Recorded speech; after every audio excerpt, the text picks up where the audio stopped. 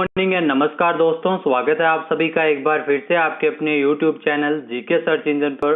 आज है 29 सितंबर और 29 सितंबर से रिलेटेड राजस्थान करंट अफेयर्स के जितने भी इंपॉर्टेंट क्वेश्चन हैं सभी हम इस वीडियो में डिस्कस करने वाले हैं। तो पूरा वीडियो बहुत ध्यान से देखें और वीडियो के एंड में मैं आपसे एक क्वेश्चन पूछूंगा जिसका आंसर आपको कमेंट बॉक्स में देना है।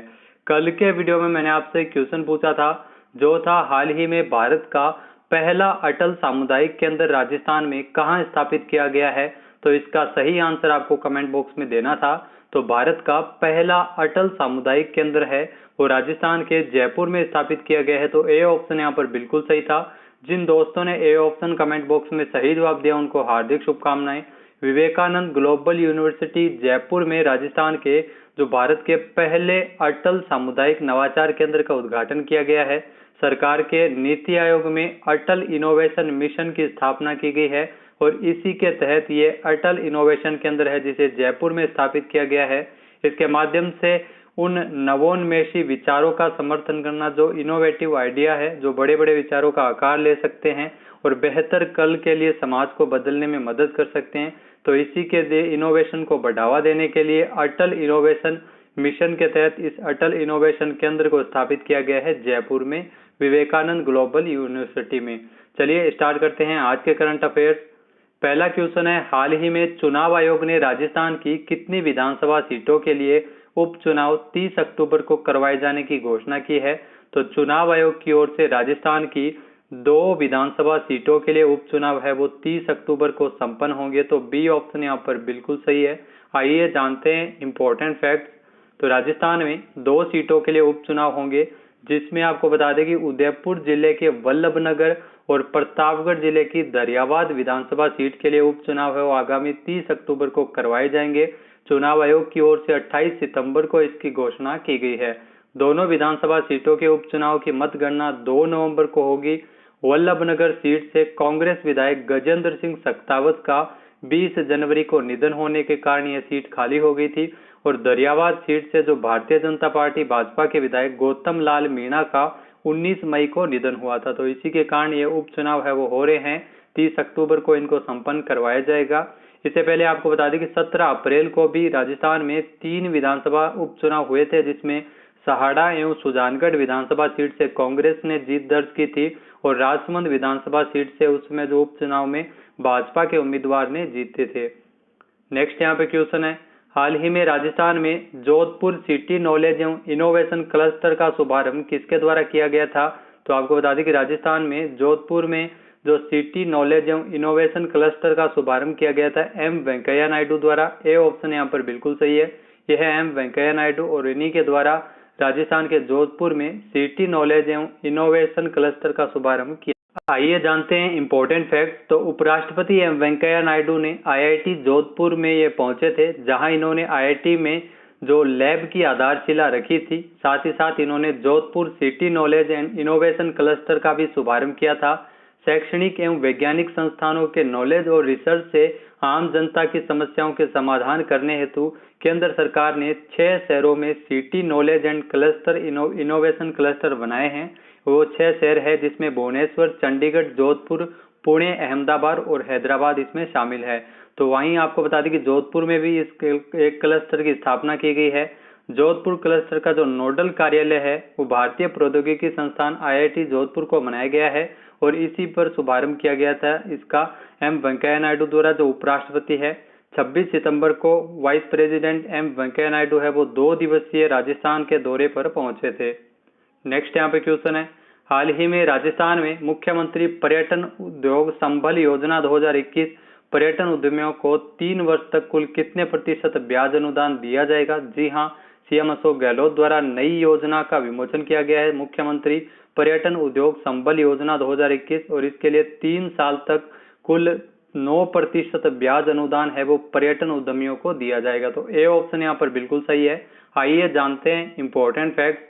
तो कोरोना की जो विषम परिस्थितियों के चलते जो पर्यटन उद्यमियों को आर्थिक संबल प्रदान करने के लिए मुख्यमंत्री पर्यटन उद्योग संबल योजना राजस्थान में संचालित की गई है। इसके तहत 25 लाख तक के ऋण के ब्याज पर पर्यटन उद्यमियों को 3 साल तक के लिए 1% अतिरिक्त ब्याज अनुदान सहित हर साल कुल 9% ब्याज अनुदान है वो दिया जाएगा। तो ध्यान रखिएगा 3 साल तक इनको 9% है वो ब्याज अनुदान इसमें दिया जाएगा। इसी के साथ ही आपको बता दें कि 27 सितंबर को विश्व पर्यटन दिवस के अवसर पर राज्य स्तरीय समारोह में मुख्यमंत्री अशोक गहलोत ने मुख्यमंत्री पर्यटन उद्योग संबल योजना 2021 का विमोचन किया है। तो यह नई योजना है पर्यटन उद्यमियों को आर्थिक संबल प्रदान करने के लिए। इस योजना में कोविड प्रभावित पर्यटन एवं आतिथ्य क्षेत्र के उद्यमियों को राहत प्रदान किया जाएगा। नेक्स्ट यहाँ पे क्वेश्चन है, हाल ही में सरकार द्वारा राजस्थान में कहाँ की मेहंदी को भौगोलिक संकेत जीआई टैग दिया गया है? तो सोजत की मेहंदी को भौगोलिक संकेत यानी जीआई टैग मिला है। तो बी ऑप्शन यहाँ पर बिल्कुल सही है। सोजत पाली में स्थित है, तो सोजत की मेहंदी को जीआई टैग मिला है। आइए जानते हैं इंपॉर्टेंट फैक्ट। तो 26 सितंबर को राजस्थान के जो पाली जिले की सोजत मेहंदी को सरकार ने भौगोलिक संकेतक जीआई टैग दिया है। सोजत मेहंदी है वो राजस्थान के पाली जिले के सोजत में उगाई जाने वाली मेहंदी की पत्तियों से निकलती है। जीआई जो दर्जा है वो उत्पाद के निर्माताओं को उच्च मूल्य प्राप्त करने में मदद करता है जीआई टैग, और अन्य निर्माता अपने उत्पादों के विपणन के लिए इस नाम का इस्तेमाल भी नहीं कर सकते। यह 10 साल तक के लिए वैलिड होता है, उसके बाद इसका नवीकरण किया जाता है। तो सोजत मेहंदी को सरकार की ओर से जीआई टैग है वो दिया गया है। तो मेहंदी की पत्तियों में उच्च मात्रा में लॉन्सोन प्राप्त करने के लिए वर्षा जल द्वारा इसे पूरी तरह से प्राकृतिक रूप में इसकी खेती की जाती है। जीआई टैग का उपयोग एक निश्चित भौगोलिक क्षेत्र से उत्पन्न होने वाली कृषि, प्राकृतिक या निर्मित उत्पाद के लिए किया जाता है। नेक्स्ट यहाँ पे क्वेश्चन है, हाल ही में स्मार्ट सिटी प्रोजेक्ट में राजस्थान के 4 शहर शामिल है, लेकिन प्रोजेक्ट पूरा करने में कौन सा शहर अव्वल रहा है? तो आपको बता दें कि उदयपुर है वो अव्वल रहा है। ए ऑप्शन यहाँ पर बिल्कुल सही है। आइए जानते हैं इंपॉर्टेंट फैक्ट। तो स्मार्ट सिटी प्रोजेक्ट में राजस्थान के 4 शहर शामिल है, लेकिन प्रोजेक्ट को पूरा करने में राजस्थान का उदयपुर शहर है वो शीर्ष स्थान पर है।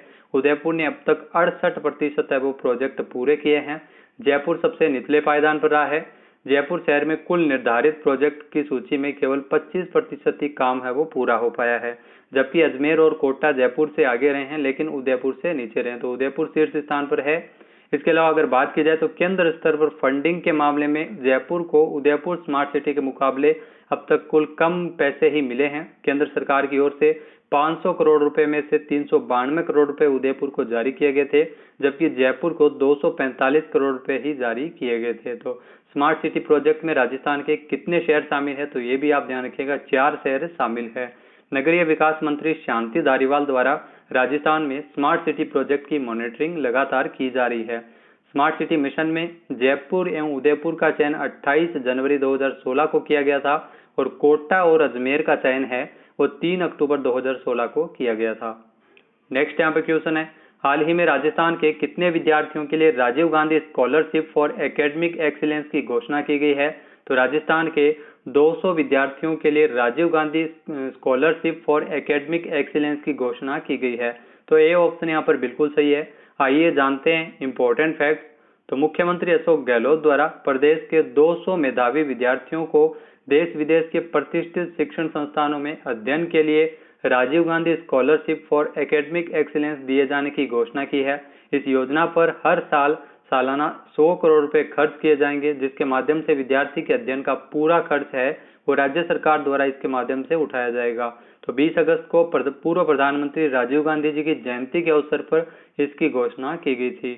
नेक्स्ट यहाँ पे क्वेश्चन है, हाल ही में राजस्थान से किसका चयन चंदन की लकड़ी पर बारीक नक्काशी से बनाए गए उत्पाद का चयन है वो राष्ट्रीय पुरस्कार के लिए किया गया है? तो राजस्थान के जो कलाकार है ओम प्रकाश जांगिड़, उनके एक प्रोडक्ट का चयन है वो राष्ट्रीय पुरस्कार के लिए किया गया है। ए ऑप्शन यहाँ पर बिल्कुल सही है। आइए जानते हैं इंपॉर्टेंट फैक्ट। तो राजस्थान के चूरू से है ओम प्रकाश जांगिड़, उनके द्वारा चंदन की लकड़ी पर बारीक नक्काशी द्वारा एक किए गए प्रोडक्ट का चयन, उत्पाद का चयन है वो राष्ट्रीय पुरस्कार के लिए हुआ है। विकास आयुक्त हस्तशिल्प वस्त्र मंत्रालय भारत सरकार की ओर से गठित राष्ट्रीय चयन समिति ने साल 2018 के लिए चयन राष्ट्रीय पुरस्कार है वो किया है, इस पुरस्कार का चयन किया है।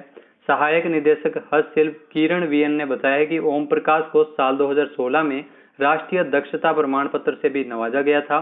ओम प्रकाश ने चंदन की लकड़ी की एक तलवार बनाई है, जिसमें भगवान श्री कृष्ण की लीलाओं को भी दर्शाया गया है। नेक्स्ट यहाँ पे क्वेश्चन है, हाल ही में किसकी अध्यक्षता में राजस्थान राज्य प्राकृतिक चिकित्सा विकास बोर्ड का गठन किया गया है? तो तो राजस्थान राज्य प्राकृतिक चिकित्सा विकास बोर्ड का गठन डॉक्टर रघु शर्मा की अध्यक्षता में किया गया, जो चिकित्सा मंत्री है राजस्थान के। ए ऑप्शन यहाँ पर बिल्कुल सही है। आइए जानते हैं इंपॉर्टेंट फैक्ट। तो राजस्थान राज्य प्राकृतिक चिकित्सा विकास बोर्ड का गठन किया गया है।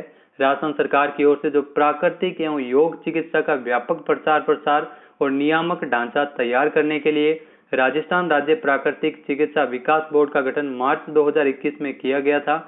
इस बोर्ड के अध्यक्ष चिकित्सा मंत्री डॉक्टर रघु शर्मा है और उपाध्यक्ष के रूप में जो आयुर्वेद सचिव और आयुर्वेद और होम्योपैथी तथा यूनानी विभाग के निदेशक इसमें पदेन सदस्य होंगे।